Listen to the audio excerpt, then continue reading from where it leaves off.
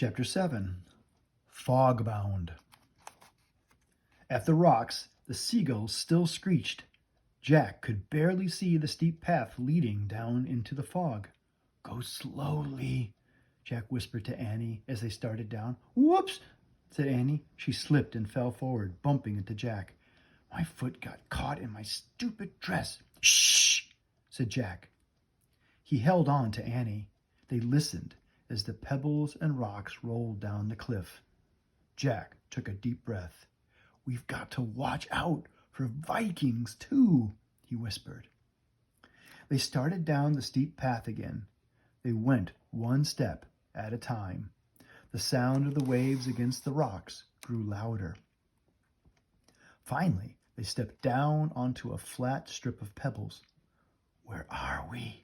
whispered Annie. "I don't know," said Jack. "Oh, look," said Annie. She pointed to the shoreline.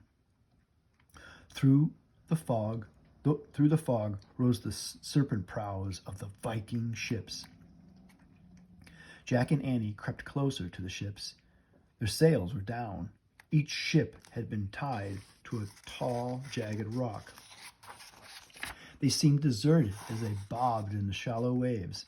Jack really wanted to check out the ships, but he was afraid of wasting time. "We'd better find the treehouse," he said to Annie. They crept away from the 3 Viking ships. Suddenly, they both froze. Through the mist, they saw a group of Viking warriors. The Vikings were looking at the top of the cliff. Their long yellow hair hung down from beneath their iron helmets. They carried round wooden shields and swords and axes. "It looks like they're planning to climb the cliff," whispered Annie. "We need to hide until they go," whispered Jack. "Then we can look for the treehouse." "Let's hide in a ship," said Annie. "Good idea," said Jack.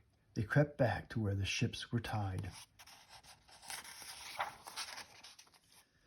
Jack was happy to see the sides of the smallest ship were very low. They would easily be able to climb over them. "You go first," said Annie. Jack waded through the shallow water. It was cold. He reached the ship and grabbed one side. He pushed himself up onto the ship's deck. The ship jerked forward. Jack looked at the shore. It was now 30 feet away, and the ship's anchoring rope was pulled tight. The serpent prow bobbed up and down with the waves.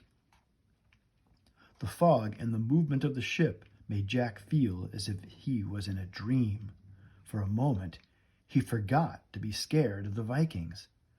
"This is so cool," he called. "Come on, Annie." Annie started to wade out to the ship.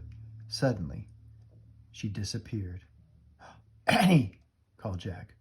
Her head popped out of the water. She splashed with her arms. It's deep," she gasped. "My dress, too heavy." "Use the rope," called Jack, "like when we climbed the stairs." Annie grabbed the rope that stretched from the ship to shore. It held her weight as she began inching along it. "Hold on tight," cried Jack. I am," gasped Annie. She kept going hand over hand along the rope toward the ship. When Annie got close to the ship, Jack reached out to help her. As he pulled her in, the side of the ship dipped down. Then the rope went slack, and the Viking ship slid out to sea.